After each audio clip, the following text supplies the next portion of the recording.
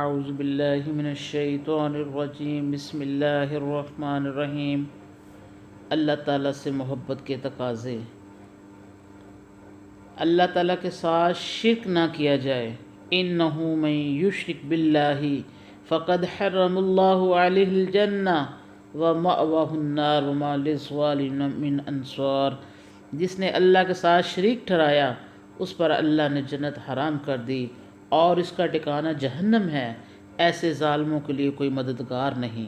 اللہ تعالیٰ کا نام انتہائی ادب اور احترام سے لیا جائے، نیز کسی غلیظ اور گندی جگہ پر اللہ تعالیٰ کا نام لیا جائے نہ ذکر کیا جائے۔ سبح اسم ربک الاعلی، اپنے اعلیٰ رب کے نام کو پاک رکھو۔ اللہ تعالیٰ کی پسندیدہ چیزوں سے محبت کی جائے۔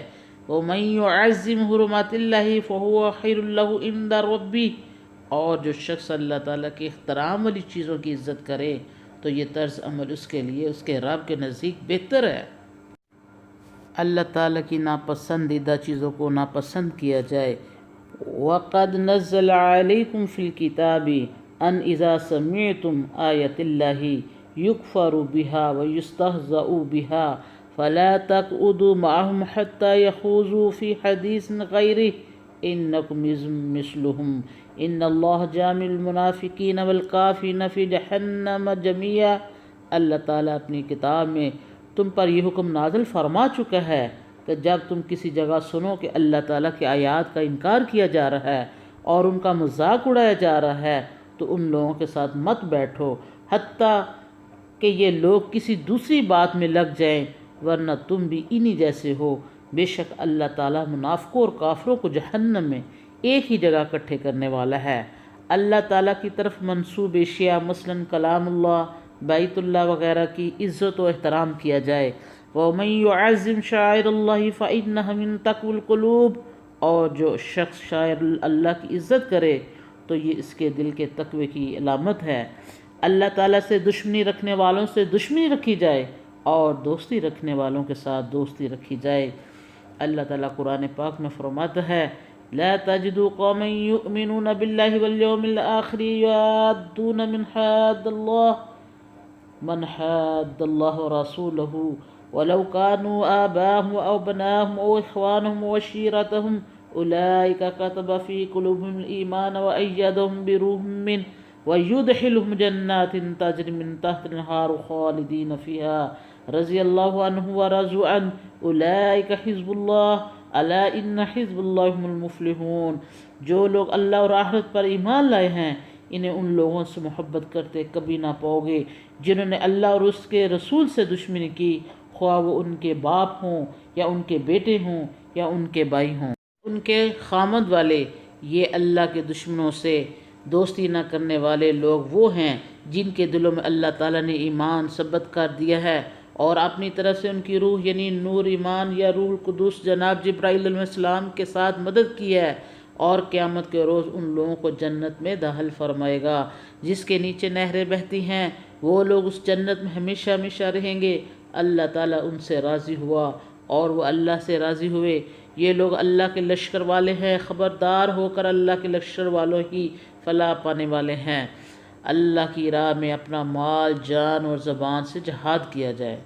حضرت انس رضی اللہ تعالیٰ سے روایت ہے کہ نبی کریم صلی اللہ علیہ وسلم نے فرمایا مشرکوں سے جہاد کرو، اپنے مالوں کے ساتھ، اپنی جانوں کے ساتھ اور اپنی زبانوں کے ساتھ۔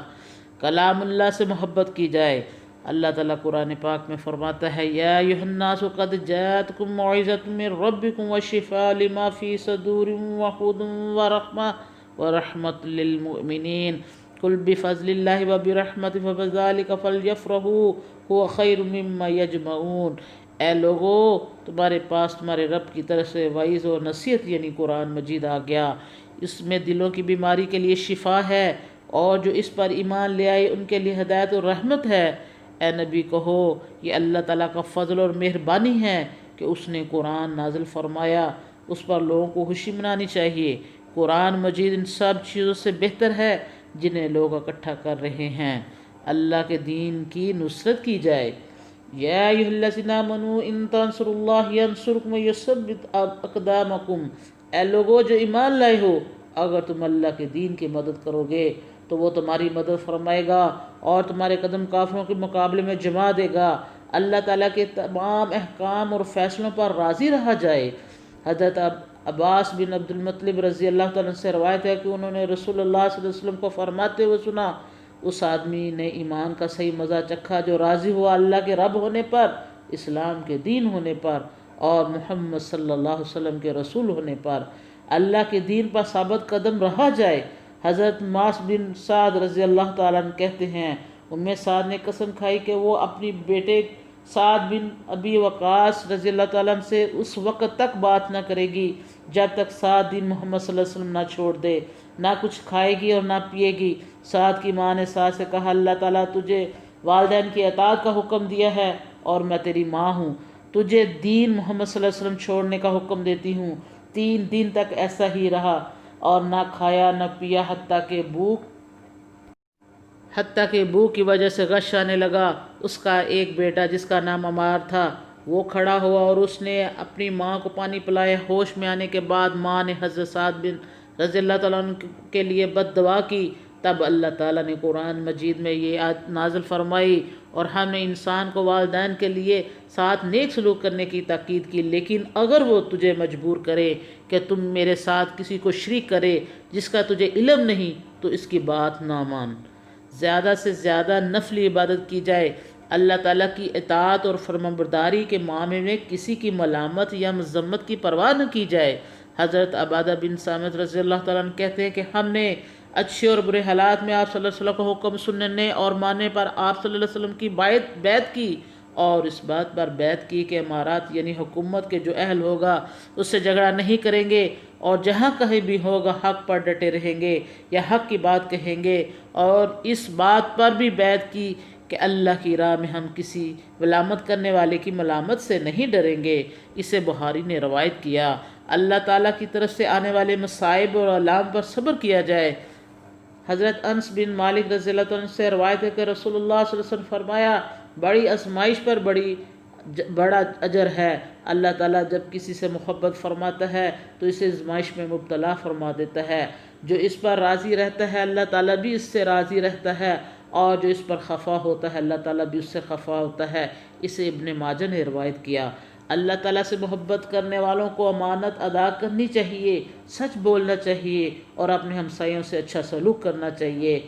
حضرت عبد الرحمن بن ابی قداد رضی اللہ تعالیٰ عنہ کہتے ہیں کہ رسول اللہ صلی اللہ علیہ وسلم نے فرمایا، اگر تم پسند کرتے ہو کہ اللہ تعالیٰ اور اس کا رسول تم سے محبت کرے تو تم جب تمہارے پاس کوئی امانت رکھی جائے اسے ادا کرو، جب بات کرو تو سچ بولو، اور جو شخص تمہارے پڑوس میں ہو اس سے نیک سلوک کرو۔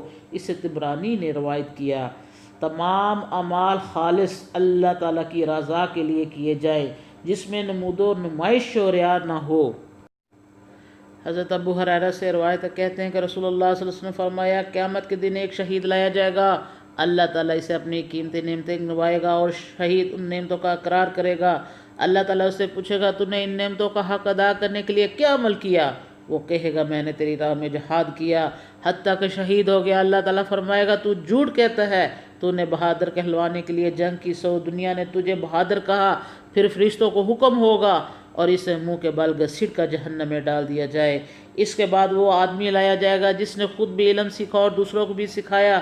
اللہ تعالیٰ اسے اپنی نعمتیں گنوائے گا اور وہ عالم ان نعمتوں کا اقرار کرے گا۔ تب اللہ اس سے پوچھے گا، ان نعمتوں کا شکر ادا کرنے کے لیے تو نے کیا عمل کیا؟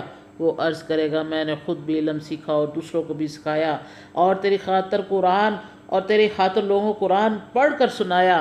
اللہ تعالیٰ ارشاد فرمائے گا، تو نے جھوٹ کہا، تو نے تو قرآن اس لیے پڑھ کر سنایا تھا کہ لوگ تجھے قاری کہیں، سو دنیا نے تمہیں عالم اور قاری کہا۔ پھر حکم ہوگا، اسے منہ کے بال اٹھا کر جہنم میں پھینک دیا جائے۔ اس کے بعد ایک اور آدمی لایا جائے گا، اللہ تعالیٰ اسے اپنی قیمتی نعمتیں گنوائے گا اور ان نعمتوں کا اقرار کرے گا۔ پھر اللہ تعالیٰ ان سے سوال کرے گا کہ میری نعمت پا کر تم نے کیا کام کیا؟ وہ کہے گا، میں نے تیری راہ میں ان تمام جگہوں پر مال خرچ کیا جہاں تجھے پسند۔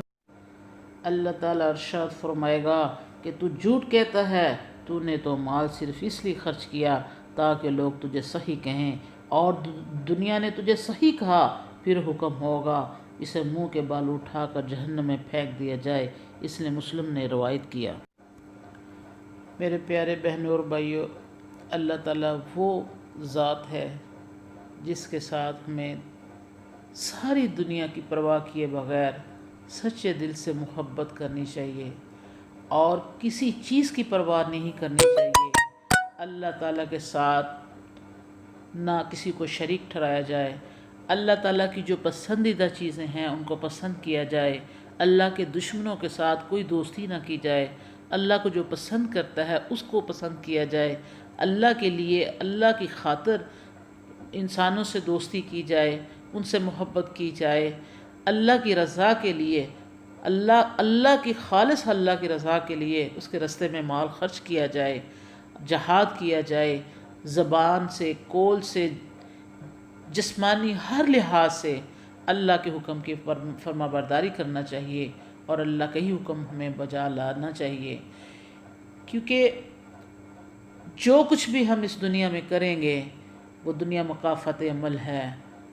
اگر ہم دنیا سے چھپا سکتے ہیں، انسانوں سے چھپا سکتے ہیں، اللہ سے چھپا نہیں سکتے۔ اللہ سے دعا ہے اللہ ہمیں سچی محبت کی توفیق عطا فرمائے، اللہ ہمارے دل میں اپنی محبت ڈال دے، پیدا کر دے۔